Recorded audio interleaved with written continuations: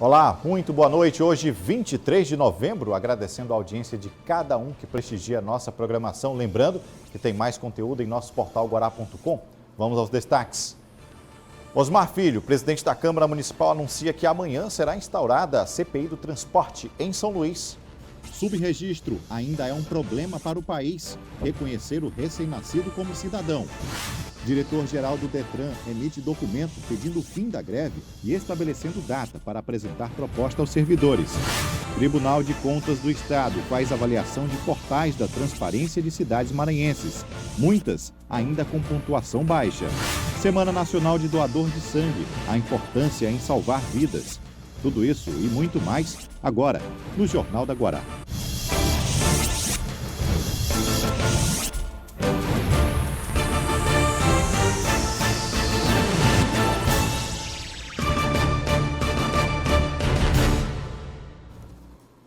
Nosso destaque de hoje faz menção ao Exame Nacional do Ensino Médio. O tema da redação deste ano foi Invisibilidade e Registro Civil, garantia de acesso à cidadania no Brasil. A nossa produção foi em campo avaliar na prática os casos de subregistros no Maranhão. Esse indicador é importante para sinalizar quão distante o país está de cumprir com a exigência básica de reconhecer o recém-nascido como cidadão, consequentemente fortalecendo aí as ações de políticas públicas. Dados do IBGE de 2019 apontam que o subregistro de nascidos vivos aqui no Maranhão ficou de 4,82%. O Maranhão é o 6º estado do país com pessoas sem um registro de nascimento. Dados do IBGE de 2019 apontam que o subregistro de nascidos vivos no estado ficou em 4,82%. O subregistro está ligado ao número de nascimentos que não foram registrados no mesmo ano, um problema que dificulta o acesso de muitas pessoas a serviços básicos, como saúde e educação. O subregistro ele é aferido a partir da constatação de que no ano de nascimento, até 3 meses no ano subsequente, crianças que nascem, com vida e não são registradas já integram esse contingente, ou seja, de pessoas que estão vivas, mas inelegíveis pelo Estado, à margem do Estado, sem acesso a benefícios sociais, a políticas públicas de saúde, de educação. E a pandemia, ela escancarou essa situação tanto mais, à medida em que as pessoas, sem condições de fazerem os seus trabalhos informais, precisaram de benefícios do governo, do auxílio emergencial, elas apareceram, E aí nós nos deparamos com milhões de pessoas sem registro no país, e no Maranhão isso também foi um dado aterrador. Esta casa, que atende pessoas LGBT em situação de vulnerabilidade, atua também em casos de mudança do nome civil no registro para pessoas trans, que se sentem invisíveis na sociedade. E quando a gente conquistou esse espaço, através do Supremo Tribunal Federal, que era para retificar o nome social, foi sem dúvida uma das maiores conquistas que nós obtivemos, Mas ainda assim, infelizmente, aqui no Maranhão existia um grande problema, que era a burocratização desse serviço, por parte dos cartórios. Quando o Supremo fez o decreto, os cartórios eles trabalhavam cada um por sua livre e espontânea vontade, como achavam, sem nenhum tipo de normatização. Então foi preciso que nós, por exemplo, da Associação Maranhense de Travestis e Transsexuais, a AMATRA, nos reuníssemos com a Corregedoria Geral de Justiça, e aí a partir disso o Corregedor Geral, esqueci o nome dele infelizmente, mas ele baixou um decreto que ele tirou toda essa burocratização. O tema vem sendo muito abordado nos últimos dias, após ser utilizado na redação do Enem. Quem atua em busca de dar mais dignidade para essas pessoas acredita que o assunto possa ajudar muitos brasileiros a ter acesso a documentos fundamentais e a garantia de direitos básicos. Eu acredito que um tema desse, quando foi tocado numa avaliação como no Enem, gera sem dúvida empatia para quem sofre esse tipo de problema. Porque não é só pessoas trans, tem outras pessoas, por exemplo, que não tem um registro do pai e da mãe no registro. Isso também gera um certo conflito para a própria pessoa, para a sua própria identidade.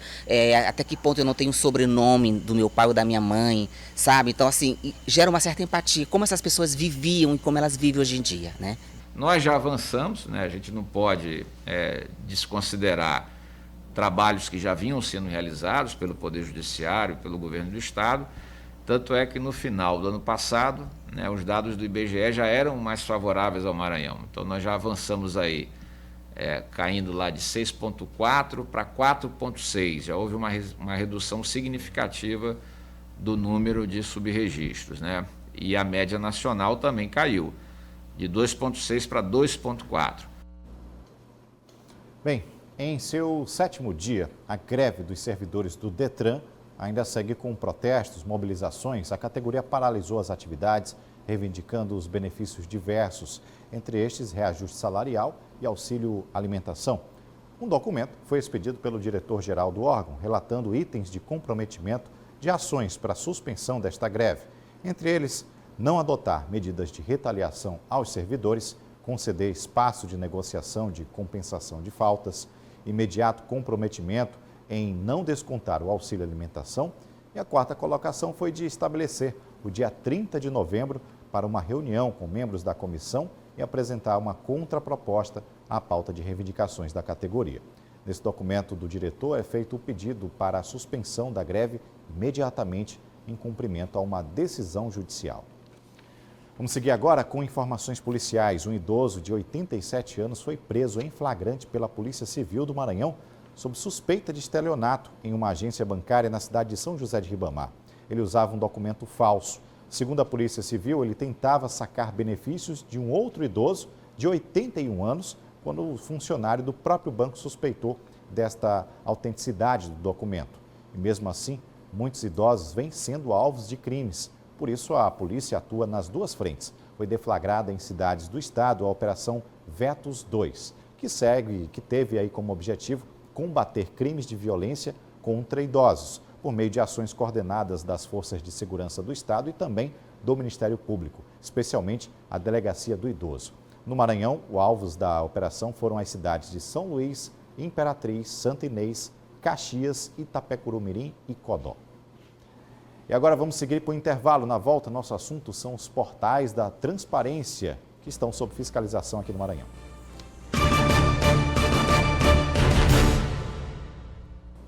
O Jornal da Guará segue com um bloco de política e destacando a atuação do Tribunal de Contas do Estado. Agentes fiscalizadores estão avaliando os portais da transparência dos municípios. A situação não é das melhores. Os portais de 48 dos 217 municípios do Maranhão foram avaliados. Desse total, somente 7 foram avaliados com nota A. A grande maioria dos portais avaliados estão com nota B, totalizando 27.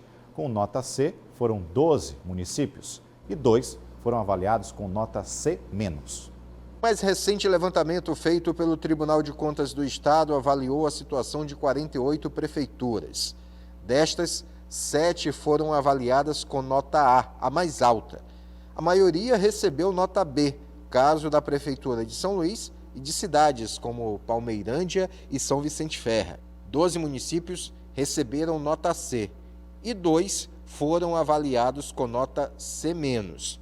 De acordo com o secretário de Fiscalização do TCE, a nota A é o ideal, mas quem atinge a nota B está em boa situação. Esse processo de avaliação é anual, onde a gente estabelece um cronograma de fiscalização, que estabelece que pelo menos cada município maranhense seja avaliado duas vezes ao ano, geralmente no primeiro ou no segundo semestre. Mas a depender das informações que a gente recebe a cada mês, com quantidade de denúncia, ou então de representações, o volume de recursos transferidos, outras coisas das nossas identificações de fiscalização, pode ser que ele seja avaliado mais.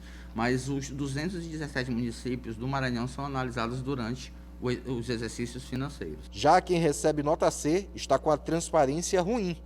Pior ainda, quem recebe nota C-. Municípios neste padrão são oficiados e chamados a regularizar o quadro, podendo se tornar alvos do Ministério Público. Pode acontecer quando ele recebe 6 C- para ver se ele melhorou a qualidade, para que evite mais transtornos para o gestor público, porque os municípios que tiram essas notas, eles sofrem algumas penalidades. Então, a depender dessa nota ser muito baixa, pode ser que ele ele seja estado, a gente faça uma reavaliação para verificar se houve melhora. E, inclusive, quando essa nota é divulgada, existe muito município que adequa e pede reavaliação. Então, nós efetuamos a reavaliação depois das alterações e divulgamos a nota. A avaliação dos municípios se dá de forma escalonada durante todo o ano. 48 foram vistos agora. No próximo mês, outro montante vai passar por avaliação. Daí, se explica a ausência de algumas cidades nesse último relatório, a exemplo de Imperatriz, principal cidade do sul do Maranhão. A Federação dos Municípios, entidade que congrega os chefes de executivo municipais, vê com bons olhos a avaliação, mas enxerga falhas. A FAMEM parabeniza o Tribunal de Contas do Estado por tentar buscar a transparência nos municípios.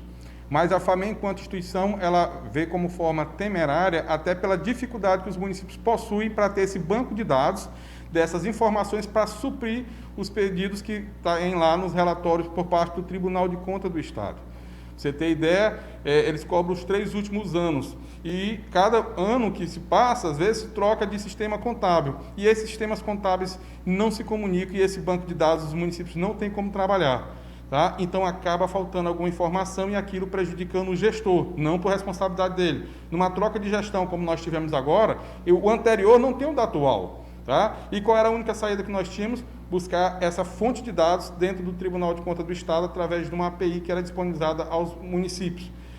Infelizmente, com a LGPD, isso atrapalhou um pouco o processo. O tribunal foi obrigado a indisponibilizar esse link. Então, todas as informações que nós tínhamos de licitações, contratos, convênios, prestações de conta, LOA, os relatórios de gestão fiscal, folha de pagamento dos anos anteriores, ficaram indisponibilizados. Então, claro, a gente sabe, cabe à gestão a responsabilidade pela disponibilização desses dados. Mas aí, isso é o mundo ideal. E o mundo real, que é o que nós estamos vivendo, nós não temos essas informações das gestões anteriores. Para o secretário executivo da FAMEM, uma avaliação mal feita pode prejudicar indevidamente uma gestão. Causa, porque no momento que ele é negativado, fica com a nota muito baixa, o tribunal entra com a representação. O promotor lá na base também vai entrar com outra. Então, isso acaba ali trazendo mais um processo para o judiciário de, talvez, de uma ação que não deveria prosperar diante da realidade que nós vivemos. Hora das análises sobre este trabalho que está sendo feito pelo Tribunal de Contas do Estado. Marcos Saldanha já com a gente. Boa noite, Saldanha. Boa noite. Bom, eu trago aqui um complemento dessa matéria do João Carvalho, que trata também do Poder Legislativo, que também está sendo fiscalizado com os portais da transparência. Nota A, tivemos 4 municípios. Nota B, 27. Nota C, 23. C-, tivemos 6 municípios. Indisponível, 1 município, um total de 61 câmaras legisladoras que foram avaliadas pelo portal da transparência. Que situação, hein, Marcos? Pois é, Hugo, a gente precisa analisar com calma, porque se tem uma coisa que faz diferença no processo político, é a questão da transparência. Então, a gente costuma estar em qualquer mesa de bar, em qualquer roda de conversa discutindo política, você vai ver pessoas falando que nada mudou ao longo do tempo. Meia verdade, porque se tem uma coisa que ao longo do tempo mudou, diz respeito à questão da transparência. Esse se tornou o mecanismo de proteção e controle social mais moderno e inovador dos últimos séculos. Não há nada que se tenha inventado no campo político que ajude tanto a combater a corrupção quanto o sistema de transparência. E a regra é clara: quanto mais transparência tiver, menos corrupção terá. E a população, quando ela fica ciente e é acostumada a cobrar e ter todo tipo de informações nos portais, sem pedido, com demora, ali já imediatamente, melhor será esse controle social e a educação da população em relação com aquilo que é gasto. Então, eu não vejo com bons olhos, mesmo que há justificativa para o atraso, para a não prestação de conta de qualquer município, é extremamente temerário. É claro que existem dificuldades, municípios têm uma defasagem muito maior no sistema de comunicação, a relação com o TSE tem sido muito melhorada nos últimos tempos, basta lembrar que antigamente você precisava entregar esses dados em fichas impressas, depois pendrive ou CD, e agora você faz isso instantaneamente, efetivamente, o que permite ao TCE, inclusive, estar sempre atualizando essas fichas. Mas eu acho que esse diálogo ainda precisa ser ampliado, melhorado, e a população precisa fazer pressão exatamente sobre isso. A gente vê muitas vezes a população fazendo manifestações por uma série de motivos, raramente o portal da transparência ela entra nesse contexto de cobrança. E chama atenção para uma diferença gritante. Se a gente pegar proporcionalmente, as câmaras municipais, elas ainda têm muito menos transparência do que os poderes executivos. E isso deixa a desejar, porque nas câmaras municipais a gente tem a questão das leis, são muitos os vereadores, e a população tende a ter a necessidade de acompanhar muito melhor o trabalho, a gestão, os dados e as informações. A imprensa precisa desses dados para fazer as suas checagens, para poder ter um dado oficial, para poder fazer suas análises e suas interpretações. Resumindo, todo mundo ganha com o portal da transparência eficiente. E esses dados, eles nos preocupam muito quando você analisa, por exemplo, que apenas 7 das 48 prefeituras têm um portal da transparência pleno, com uma plena avaliação em letra A, 27 dele com letra B e 12, como já foi falado, com letra C. Ou seja, é um número que ainda deixa a desejar. Nos tempos de hoje, mesmo um município distante, pequeno, ele tem condições claramente de deixar o portal da transparência funcionando com qualidade, com clareza. E digo mais, houve uma época em as pessoas, em alguns lugares do país, como Roraima, inventou desse processo todo, que pintavam na parede do município toda a prestação de contas. Ou seja, hoje no meio digital é muito mais fácil do que pintar na parede, ou seja, de mais longe a gente já vê. Então eu acho que os gestores precisam deixar de desculpas em relação à prestação de contas e a população também precisa deixar de desculpa para não acompanhar essa prestação de contas. E aí sim, é importante a gente dizer que política se discute com dados. O que se discute com calor das paixões são amores, é outra coisa completamente diferente. E o portal da transparência, ele é um elemento importante para a gente poder avaliar os passos que foram dados de uma gestão para outra. Se é necessário o Ministério Público agir, ele precisa agir com as gestões anteriores que não fizeram as prestações de conta. E a gestão atual, que se torna responsável, precisa fazer as denúncias. É importante dizer que muitas vezes o gestor anterior deixa dados pendentes, mas ele tem aliados na gestão atual. E aí o que acontece é que fica uma gestão tentando ajudar a outra. A FAMEM ela tem um papel importante, é claro que ela olha o lado das prefeituras, é muito que precisa ser feito, mas ela também precisa encampar essa luta, ela também precisa entrar com essa bandeira para fazer toda a diferença. Não há caminho que não seja mais sem volta como esse da transparência. De mais longe a gente já veio, é de agora para frente, né, Hugo? Verdade, Saldanha. Obrigado pelas explicações e a pressão tem que ser do pessoal de casa, dos órgãos públicos também, né? Todo mundo junto, essa é uma bandeira que vale a pena. Obrigado, uma ótima noite para você. Para nós todos. Bom, trazendo agora informações da Câmara Municipal de São Luís. Hoje, a sessão teve entre as pautas de trabalho da casa o 14º salário aprovado para professores da rede municipal de ensino, também para cuidadores e gestores que terão direito a salário extra. Representantes do Sindicato dos Professores acompanharam a sessão, comemoraram essa aprovação. Mesmo assim, anunciaram uma paralisação para amanhã. Veja. Foi uma importante vitória do Sindicato de Educação para a categoria. O coletivo Nós defendeu as emendas propostas pelo Sindicato de Educação e todas foram aprovadas no plenário. É muito importante que o prefeito Braide não vete nenhuma das emendas e a gente possa garantir o pagamento do PL do 14º através de abono a todos os profissionais da educação que tenham esse direito. Vamos avante e amanhã paralisação do dia 24 na frente da Prefeitura a partir das 8 horas. E ainda falando sobre a Câmara Municipal, hoje também foi aprovado o projeto de lei Cartão Cidadão. O projeto propõe instituir gratuidade nas tarifas do Sistema de Transporte Coletivo Urbano de São Luís para os desempregados. O Cartão Cidadão, de autoria do Executivo Municipal, terá gratuidade pelo prazo de 90 dias e a Prefeitura vai subsidiar os recursos por meio da Secretaria Municipal de Planejamento e Desenvolvimento. Amanhã está programada a instauração da CPI do transporte. Esse assunto a gente vai trazer na edição de amanhã do Jornal da Guará. Vamos seguir para o intervalo? Na volta vamos falar sobre doação de sangue para o Hemomar. É um instante só.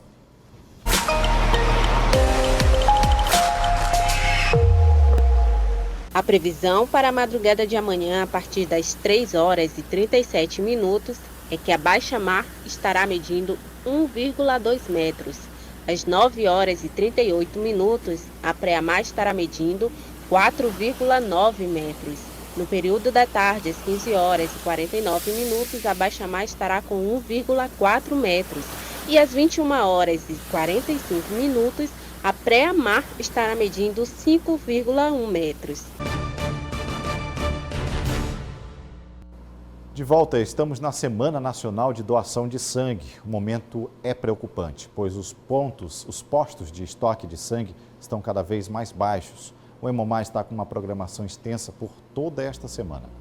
Uma mobilização pelo amor à vida de quem precisa viver pela doação de sangue. E nessa mobilização, todos são convidados, independente de cor, classe, religião. No time dos doadores, todos são iguais. Sim, já sou doador desde 2004 e doar sangue é muito bom. Salva vidas, amor ao próximo. E eu peço para quem esteja em casa que precisa doar sangue, que venha, ajuda a salvar a vida, pode ser a sua mesmo. Com essa ideia, o Hemomar está celebrando o Dia Nacional do Doador de Sangue. Mas um dia é pouco, então que se faça a festa durante toda a semana.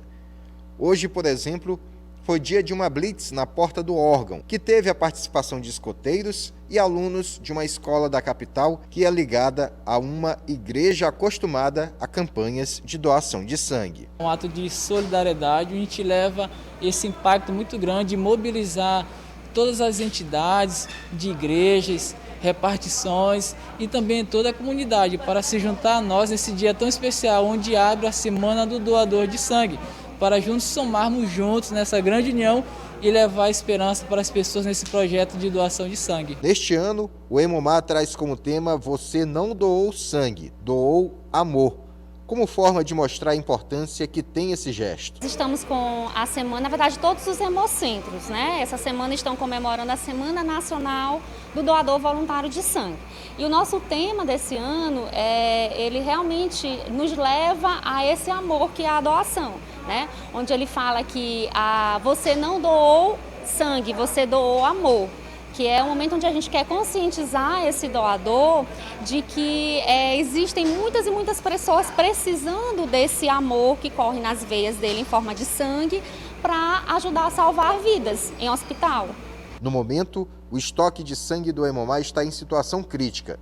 Daí, é importante que toda e qualquer pessoa que possa doar sangue vá até a sede do órgão e dê a sua contribuição. Nós estamos em estado crítico, todos os tipos de sangue, né? Nós estamos precisando, então você que está nos assistindo, que queira vir doar, não importa o seu tipo de sangue, pode vir doar porque existem pessoas precisando.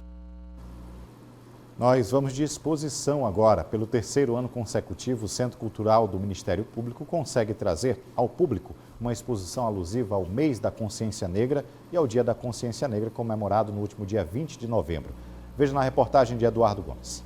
A cada peça exposta retrata a história de um povo que luta por garantia de direitos e por igualdade. Estamos na exposição Consciências, um trabalho coletivo feito por diversos artistas locais. Um deles é o Ati, que trouxe 11 peças que retratam a negritude. E em cada pintura, o artista tenta transmitir um tipo de sentimento. Um trabalho bem detalhado, que levou cerca de 2 anos para ser produzido. Comecei no realismo porque eu achava que as peças que eram valorizadas eram as peças que retratavam realmente como a gente é. Aí depois eu comecei no expressionismo moderno, onde eu fui me adaptando melhor. A exposição conta com peças de pinturas em tela, esculturas em cerâmica, colagens, intervenções em azulejo e escultura em papel reciclado. Por aqui também estão obras feitas por mulheres que produzem artes nas comunidades. As mulheres pretas das comunidades, as mulheres pretas da favela, as mulheres das periferias e as mulheres do quilombo. Então, as mulheres negras que estão expondo são as mulheres que trazem a sua luta, o seu sofrimento, as suas alegrias, suas angústias, mas também as suas conquistas. O trabalho coletivo foi feito no mês da Consciência Negra e a exposição ficará em cartaz até janeiro do próximo ano no Centro Cultural do Ministério Público do Maranhão. As mulheres produzem arte, as mulheres fazem poesias, as mulheres elas constroem uma sociedade diferente. Então é importante por essa dimensão que as mulheres também elas precisam mudar o foco da sociedade. Bom, essas foram as nossas informações de hoje. Para você, uma ótima noite. A gente se encontra amanhã, 18h45.